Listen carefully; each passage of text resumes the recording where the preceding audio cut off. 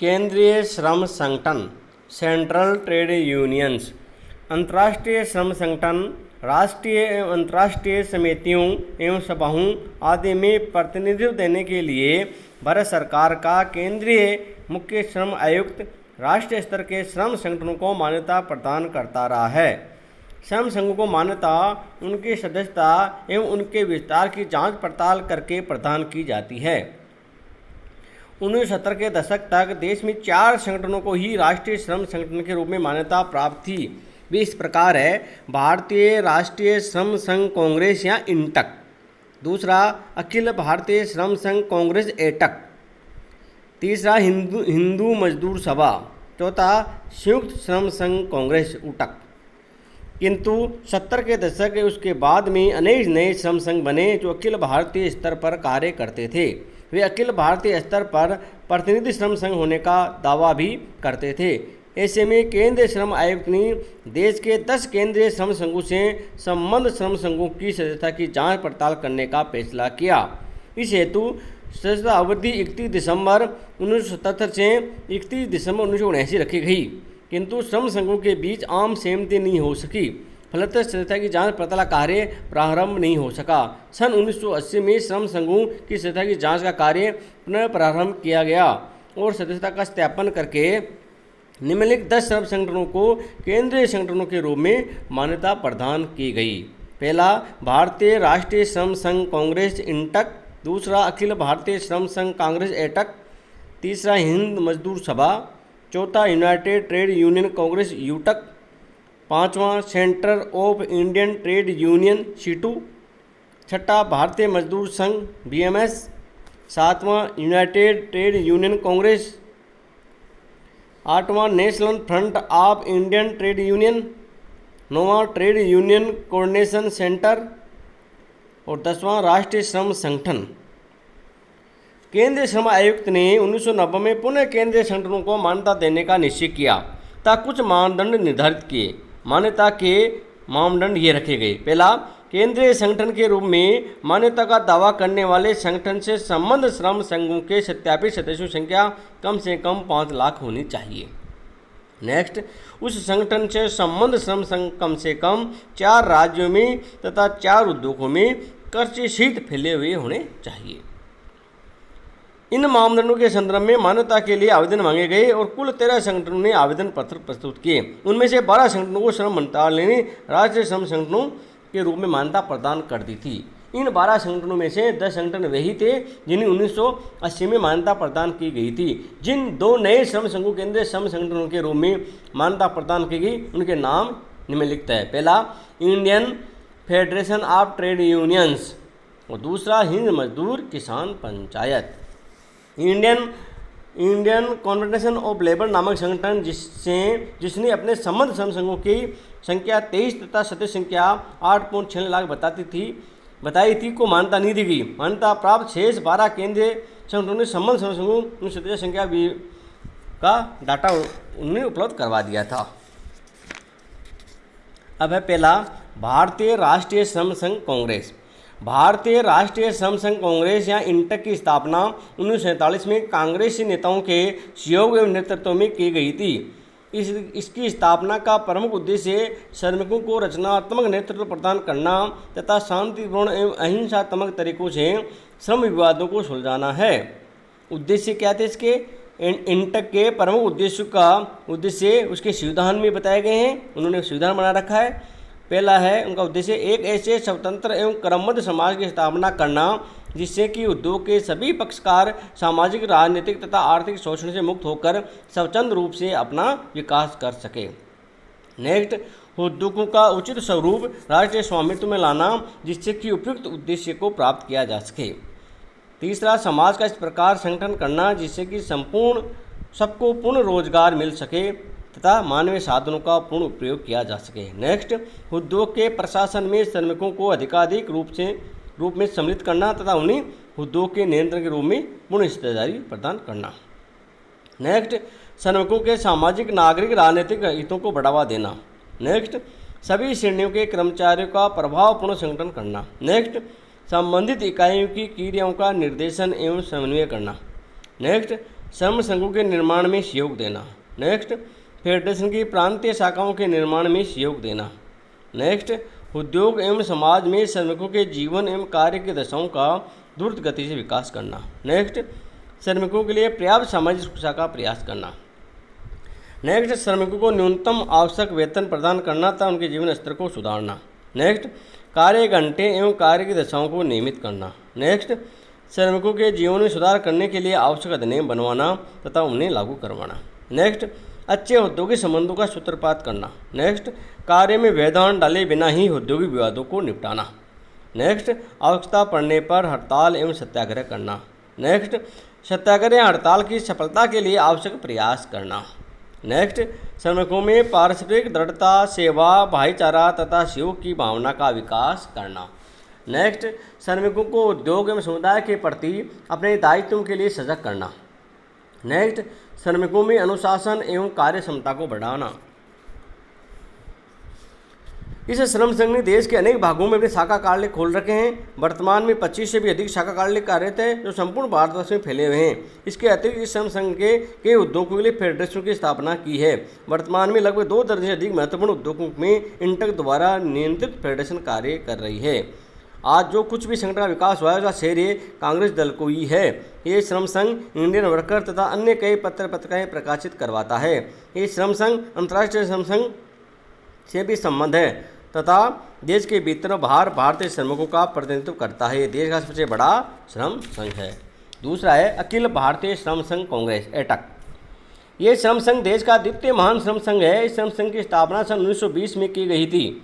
यद्यपि इसकी स्थापना भी कांग्रेसी नेताओं द्वारा ही की गई थी, किंतु कांग्रेसी एवं साम्यवादी सदस्यों में मतभेद के कारण 1947 में इसका नेतृत्व कांग्रेस ने छोड़ दिया और आज भी उस पर साम्यवादियों का प्रभाव है। एटक की मान्यता है कि श्रमिक संघ वर्ग संघर्ष का ही परिणाम है। साम्यवादी अर्थव्यवस्था में श्रम तथा पूंजी मिलकर नहीं रह सकते। एटक का दृष्टिकोण अपेक्षा कम अहिंसक, अधिक प्रगतिशील व तीव्र प्रतिक्रियावादी है।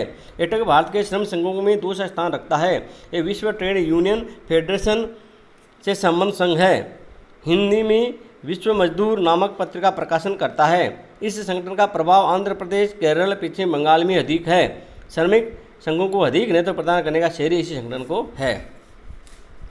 इसके उद्देश्य इसके एटक के संविधान में दिए गए हैं। पहला है भारत में समाजवादी राज्य की स्थापना करना। दूसरा, उत्पादन, वितरण, विनिमय आदि के साधनों का जहाँ तक हो सके सामाजिकरण तथा राष्ट्रीयकरण करना। नेक्स्ट, श्रमिकों की सामाजिक और आर्थिक दशाओं में सुधार करना। नेक्स्ट, श्रमिकों के रोजगार संबंधी सभी अधिकारों एवं हितों को ध्यान में रखना, बढ़ावा देना, सुरक्षा प्रदान करना। नेक्स्ट, श्रमिकों बोलने, अपने अधिकारों के लिए लड़ने, हड़ताल करने आदि के अधिकारों को सुनिश्चित करना। नेक्स्ट, एटक से संबंधित सभी इकाइयों की क्रियाओं का निर्देशन एवं समन्वय करना। नेक्स्ट, जाति पाति, भाई भतीजेवाद आदि के राजनीतिक और आर्थिक प्रभावों को समाप्त करना। यद्यपि ये संस्था 1920 में स्थापित हो चुकी थी, किंतु 1947 के बाद से ही संस्था ने पर्याप्त प्रगति की है। इस संस्था ने श्रमिकों के आर्थिक, सामाजिक और राजनीतिक हितों की सुरक्षा के लिए अनेक प्रयास किए हैं। सदस्य इकाइयाँ एवं उसकी सदस्य संख्या का अनुमान अपन इसकी संख्या के आधार पर लगा सकते हैं। इसमें 1989 में इसमें 2996 श्रम संघ संबंध थे, जिनमें से 29.4 लाख सदस्य थे जिनके। अब तीसरा, हिंद मजदूर सभा। इस सभा की स्थापना सन 1948 के दिसंबर मास में हुई। इस सभा पर समाजवादी दल का आधिपत्य है, किंतु समाजवादी पर समाजवादी तथा समाजवादी दोनों ही दल सक्रिय रूप से इसका समर्थन करके इसकी प्रकृति में लगे हैं। ये संस्था उद्योगों के राष्ट्रीयकरण पर बल देती है। इसके उद्देश्य इसके संविधान में दिए गए हैं, जो है प्रमुख है। जो पहला, भारत में प्रजातांत्रिक समाजवादी समाज स्थापना को प्रोत्साहित करना तथा भारतीय श्रमिकों के आर्थिक, राजनीतिक, सामाजिक, सांस्कृतिक हितों की वृद्धि करना। नेक्स्ट, श्रमिकों के मानसिक और शारीरिक विकास के लिए पर्याप्त अवसर प्रदान करना। श्रमिकों को जीवन निर्वाह मजदूर दिलाने का प्रयास करना। प्रत्येक श्रमिक को कार्य की गारंटी प्रदान करना। श्रमिकों को सामाजिक सुरक्षा प्रदान करना तथा पर्याप्त चिकित्सा सुविधाएं उपलब्ध करवाना। श्रमिकों के लिए उचित कार्य के घंटे तय करवाना तथा सही वेतन अवकाश दिलवाना, ताकि उन्हें जीवन में आनंद और आराम का समय उपलब्ध हो सके। नेक्स्ट, आवास की पर्याप्त व्यवस्था करना।